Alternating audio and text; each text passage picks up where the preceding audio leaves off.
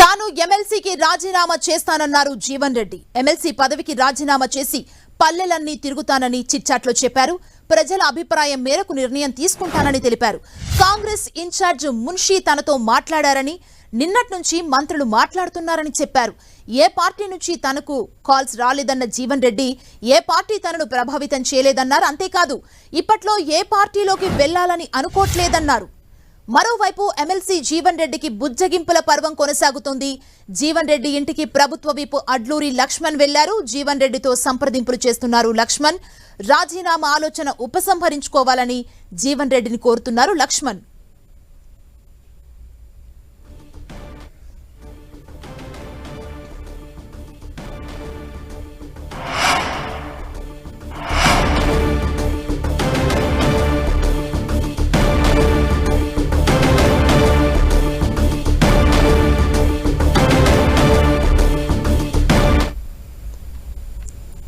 MLC పదవికి రాజీనామా చేసి పల్లెలన్నీ తిరుగుతానంటూ చిట్చాట్లో జీవన్ రెడ్డి చెప్పారు. అండ్ ప్రజల అభిప్రాయం మేరకు నిర్ణయం తీసుకుంటానంటున్నారు. మరోవైపు కాంగ్రెస్ నుంచి బుజ్జగింపుల పర్వం అయితే ఓవైపు కొనసాగుతుంది. ఇదే అంశానికి సంబంధించి మరింత సమాచారాన్ని మా ప్రతినిధి ప్రతాప్ మనకు అందిస్తారు. ప్రతాప్,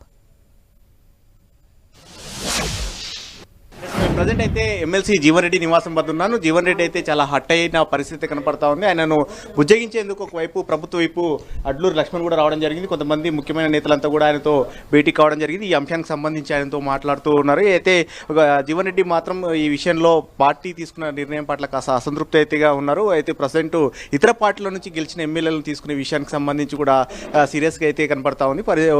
దీనికి సంబంధించి కనీసం తనను సంప్రదించకుండా తీసుకున్న నిర్ణయం ఏదైతే ఉందో దాన్ని కరెక్ట్ కాదంటూ కూడా చెప్తున్న పరిస్థితి. దీనికి సంబంధించి కూడా ఆయన ఈ విషయానికి సంబంధించి ఎమ్మెల్సీ పదవికి ఏదైతే ఉందో, ఇప్పుడు ఎమ్మెల్సీ పదవి ఇంకా దాదాపు 8 నెలల కాలం ఎమ్మెల్సీ పదవి ఉంది. ఎమ్మెల్సీ పదవి ఉన్న నేపథ్యంలో ఎమ్మెల్సీ పదవి ఉంది కాబట్టి ఆ ఎమ్మెల్సీ పదవి కూడా రాజీనామా చేస్తానంటున్నారు. ఆ రాజీనామా విషయానికి సంబంధించి ఒకవైపు రాజీనామాను ఉపసంహరించుకోవాలని చెప్పేసి నిన్నటి నుంచి పార్టీ ఇన్ఛార్జి దీపాదాస్ మున్షి కానీ అదేవిధంగా మంత్రులు శ్రీధర్ బాబు స్వయంగా నివాసం వద్దకు వెళ్ళి మాట్లాడి బుజ్జగించే ప్రయత్నం చేశారు. బట్టి విక్రమార్క కానీ కొంతమంది మంత్రులంతా కూడా మాట్లాడుతున్నారు. పార్టీ సీనియర్ నేత జానారెడ్డి కూడా ఫోన్లో మాట్లాడిన పరిస్థితి ఉంది. అయితే ఇప్పుడు చెప్తున్న వాళ్ళంతా కూడా దానికి సంబంధించి ఎలాంటి స్పష్టత లేదు కాబట్టి ఖచ్చితంగా నేను ఎమ్మెల్సీ పదవికి రాజీనామా చేస్తాను. 1 గంట సమయంలో మధ్యాహ్నం 1 గంటలకు మండలికి అసెంబ్లీకి వెళ్ళి అక్కడ రాజీనామా సమర్పిస్తాను. అక్కడ మండలి చైర్మన్ ఉంటే మండలి చైర్మన్కి రాజీనామా పత్రాన్ని అందిస్తాను. లేదంటే కనుక అక్కడ సెక్రటరీ ఉంటే కనుక ఆ సెక్రటరీకి అక్కడ ఇచ్చేసిన తర్వాత నిర్ణయాన్ని మండలి పదవికి ఎమ్మెల్సీ పదవికి రాజీనామా చేసి పల్లెల్లోకి తిరుగుతాను, జనంలోకి వెళ్తాను. జనంలో అభిప్రాయం ఏ విధంగా ఉంటుందో జనాభిప్రాయం మేరకే నడుచుకుంటానంటూ కూడా జీవన్ రెడ్డి చెప్తున్న పరిస్థితి ఉంది. అయితే ఈ అంశానికి సంబంధించి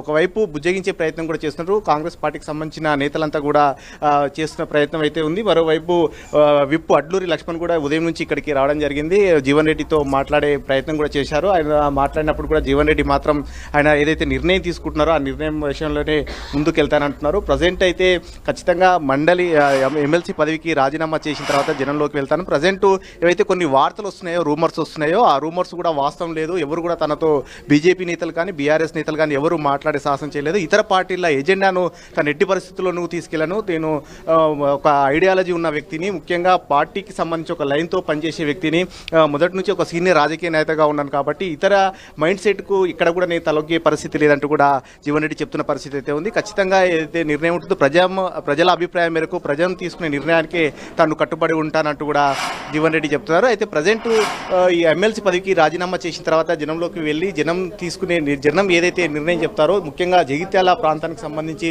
గ్రామాల్లో పల్లెల్లోకి వెళ్తాను, పల్లెల్లో జనం ఏం చెప్తారో ఆ జనానికి తీసుకునే నిర్ణయానికి అనుగుణంగా తన నిర్ణయం కూడా ఉంటుందంటూ కూడా జీవన్ రెడ్డి అయితే చెప్తున్న పరిస్థితి. అయితే ప్రజెంట్ అయితే ఆయన ఖచ్చితంగా దీనికి సంబంధించి చెప్పండి. అంటే పార్టీ మారే ఆలోచన ఏమన్నా ఉందా? దీనికి సంబంధించి మీకున్న సమాచారం ఏంటి?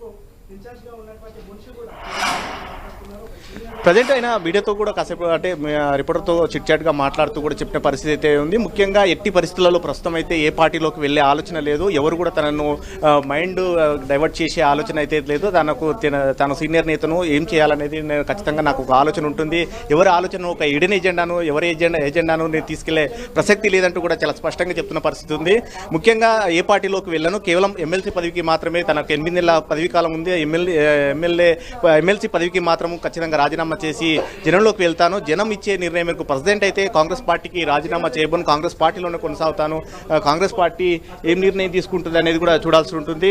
దీనికి సంబంధించి జీవన్ రెడ్డితో మాట్లాడే ప్రయత్నం చేద్దాం. జీవన్ రెడ్డి గారు చెప్పండి, ఇప్పుడు దీనికి సంబంధించి మీరు ఏం చెప్పదలుచు? నేను అసెంబ్లీకి వస్తున్న అసెంబ్లీలో మీరు we can have a talk, you can see my reaction also there.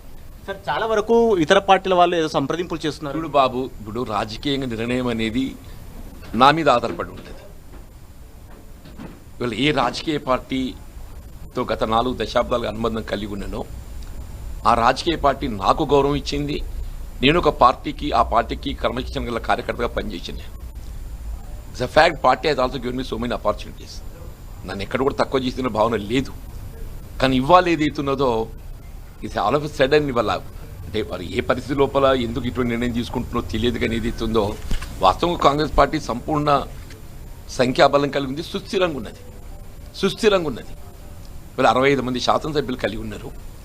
Any day MIM MLAs members they will not sail together with BJP. There is no such scope also. అంటే ఆ 7 కలిసి చేస్తే 65 7 72 అయిపోతాయి. ఒక సిపిఐ ఉన్నది 73 అయిపోతాయి. రేపు ఇంకో ఆంగ్ల ఇండియన్ కూడా వచ్చే అవకాశం ఉన్నది. ఇవన్నీ ఉండగా ఏదైతుందో, మీరు ఇంత సుస్థిరంగా ఉండగా ఏదైతుందో, అంటే కాంగ్రెస్ పార్టీ ఒక ఐడియాలజికల్ పార్టీగా నిలబడాలని భావిస్తున్న తరుణంలో ఇలా రాహుల్ గాంధీ గారు ఏదైతుందో ప్రత్యేకంగా వారి పాంచ్ న్యాయలో డిఫెక్షన్స్కు ఏ విధమైన ఎట్టి పరిస్థితుల్లో కూడా ఎంకరేజ్మెంట్ ఇవ్వకూడదు. ఇప్పుడు ప్రస్తుతం ఉన్నటువంటి యాంటీ డిఫెక్షన్ లాను కూడా సవరించి అవసరం ఎవరు డిఫెక్ట్ చేసినా కానీ వారి సభ్యత్వం రద్దు చేయబడే విధంగా మేము చట్టాన్ని మార్పు చేస్తామని చెప్పిన వారు పేర్కొన్నారు చెప్పండి. That's also surprising, shocking me. What we said in Panch Nyay, and what is happening now? తెలియదన్న, ఎవరెవరు ఎక్కడ పోతున్నా తెలియదు. మీతో చర్చలు చేసినట్టు నిన్న మంత్రిని కూడా పంపించారు. మీతో ఏమైనా మాట్లాడారా? ఏఐసీసీకి సంబంధించినటువంటి వాళ్ళు కానీ పిసిసి? డెఫినెట్లీ శ్రీధర్ బాబు దగ్గర మిత్రుడు, సన్నిహితుడు. మేము for last 30 years we are together. వారి నాన్నగారి కాలంకి వెళ్ళి కలిసి ఉన్నాం. న్యాచురల్గా ఏదైతుందో తొందరపడొద్దు, లెట్ us see, మేమందరం ఉన్నాం కదా అని చెప్పినటువంటి ఒక భావన వ్యక్తం చేస్తారు. కలిసి పనిచేద్దామని కోరుకుంటాడు. కానీ జరిగేదంతా జరిగిన తర్వాత ఇంకా మిగిలినది ఏముంది? జరిగినటువంటి ఒక పరిణామాన్ని ఏదైతుందో మీరు సరి చేయగలిగేటువంటి పరిస్థితుల్లో మీరు లేరు. ఫైనల్ గా ఏం కోరుకుంటున్నారు సార్ మీరు? ఎవరు ఇప్పుడు రాజీనామా చేస్తామంటారు? ఎమ్మెల్సీ రాజీనామా తర్వాత ఆయన ఆలోచన మిత్రులందరూ వాళ్ళ ఆలోచన చూద్దాం బాబుతుంది. ఇప్పుడు మీరే చెప్పారు, మళ్ళీ నన్ను అడుగుతారు ఏంటి, ప్రజలకు పోతా అని చెప్పాని. అది మీరే అంటారు, ఇది మీరే అంటారు, ఇంకేముంటుంది పరిణామం అని చెప్పాని.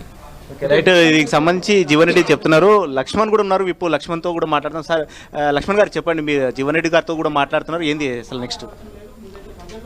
మా పార్టీకి అత్యంత సీనియర్ నాయకులు గౌరవనీయులు పెద్దలు జీవన్ రెడ్డి గారు ఇదే జరిగినటువంటి సంఘటన విషయంలో పట యావత్ కాంగ్రెస్ పార్టీ కార్యకర్తలు కానీ నాయకత్వం కానీ కొంచెం బాధాకరం ఉన్నప్పటికీ మా పెద్దలు శ్రీధర్ బాబు మంత్రి గారు కూడా స్వయంగా నేను రావడం జరిగింది. మా ఏఐసీసీ నాయకుడు మాట్లాడడం జరిగింది.